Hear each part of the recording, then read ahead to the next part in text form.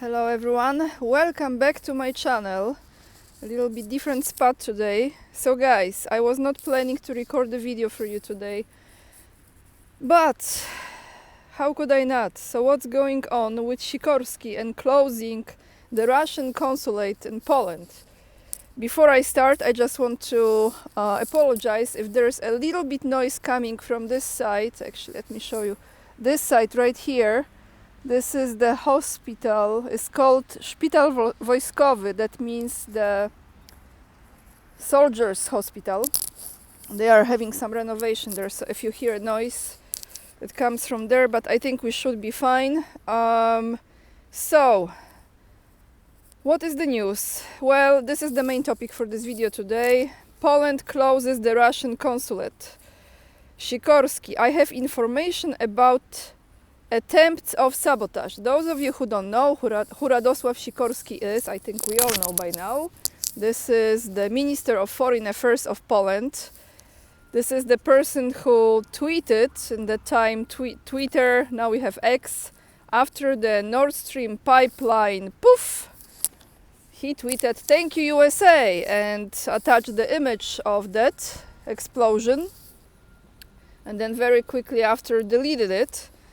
So let me read you this article. This gives you an info about what's taking place, and then I have a response from Russia, and then we will end the video with 2 comments of the day.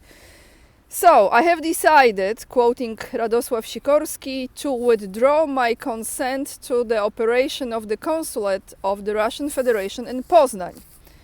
Before I continue, the main embassy, Russian embassy, is in Warsaw. I'm sure there is one in Kraków, which is south of Poland, used to be capital of Poland, and we had in Poznań. I'm not sure if there is another one in Wrocław, so at least we have 3 locations where there is a consulate, Russian consulate. So, the minister informed about the case during a press briefing. Quoting Sikorski again, in recent days, the court in Poland has found that prosecutor's office has presented strong evidence that there was an attempt of sabotage in Poznań, in Poland, and that foreign intelligence was behind this attempt of sabotage. The Polish court did not agree to the potential perpetrator voluntarily submitting to the penalty, demanding a higher penalty. Sikorski said this during a press briefing, and he stressed that as the head of the Ministry of Foreign Affairs, he has information that the Russian Federation is behind the tests in Poland and in allied countries. Oh, the sun is coming out. Really nice. Therefore, I have decided to withdraw my consent to the functioning of the consulate of the Russian Federation in Poznań. Its staff, so the employees, will be undesirable in the Republic of Poland. We demand that the hybrid war against Poland and its allies be stopped. In the event of continuation, we reserve the right to take further decisive actions.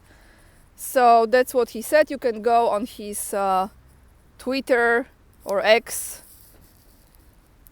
account and read if you're interested. And he says Russia is wedging, I don't know English that well, a hybrid war. Attempts at sabotage are allowed in Poland. As Minister of Foreign Affairs, it is my duty to react firmly. The first step is to close the Russian consulate in Poznań. We will not take a step back. We are defending the Republic of Poland. We are defending Poles. The diplomatic staff of the mission will be considered undesirable persons on the territory of the Republic of Poland. In Wrocław, so another city, in the area of the consulate's operation, there has recently been an attempt at sabotage inspired by the activities of foreign intelligence. So it looks like there's another one in Wrocław, but then I don't understand why they are closing the one in Poznań. Just my side comment here. The court, still Sikorski talking, the court, after assessing the evidence of the prosecutor's office, did not agree to voluntarily submit to the defendant's punishment.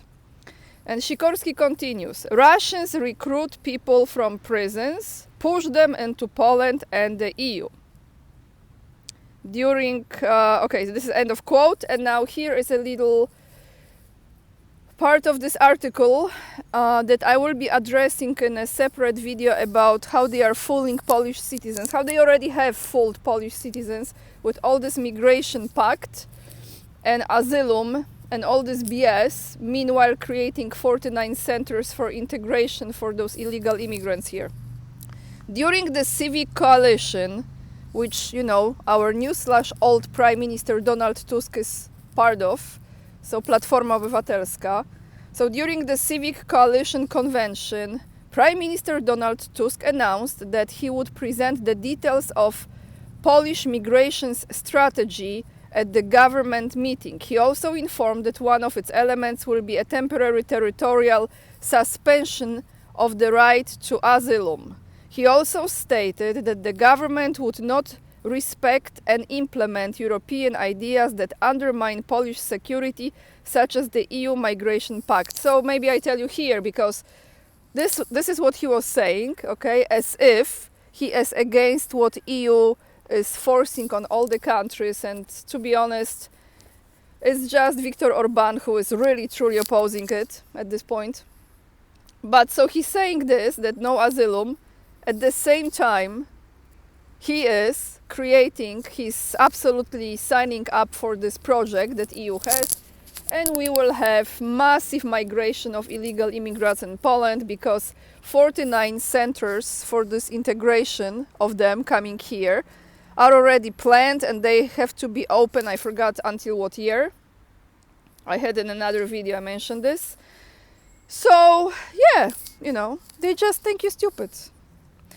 Sikorski was a guest on Italian television, where he explained why the Polish government has such a plans. Quoting him again, "We do not suspect it. We know that the Russians recruit people from Syrian prisons, bring them to Russia, Belarus, and then force them into Poland and thus into EU.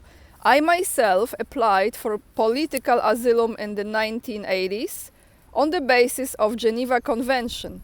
But the Geneva Convention was signed in 1951 when communist countries prevented people from leaving, and now Russia is pushing out people by force. So we decided that for a limited time, 90 days on a limited territory only on the Polish-Belarusian border, we will be able to deny these organized groups the right to apply for asylum. It will be possible to apply for asylum in Polish consulates in Minsk or Moscow, but it will not be possible to invade the EU by force." So before I end with the second article, it's a comment from Russia now to this, okay? So look at this, guys. So they are saying no asylum to anyone who is coming from the east side, eastern border with Belarus, but absolutely no problem, bring them on from Germany and other parts, mainly from German border, and we will have the centers ready. So it's a big BS. I mean, don't you see it? We all see it, don't we? Now the response from Russia to what Sikorski just did. Another article from wiadomości.pl. Moscow reacts to the Polish move.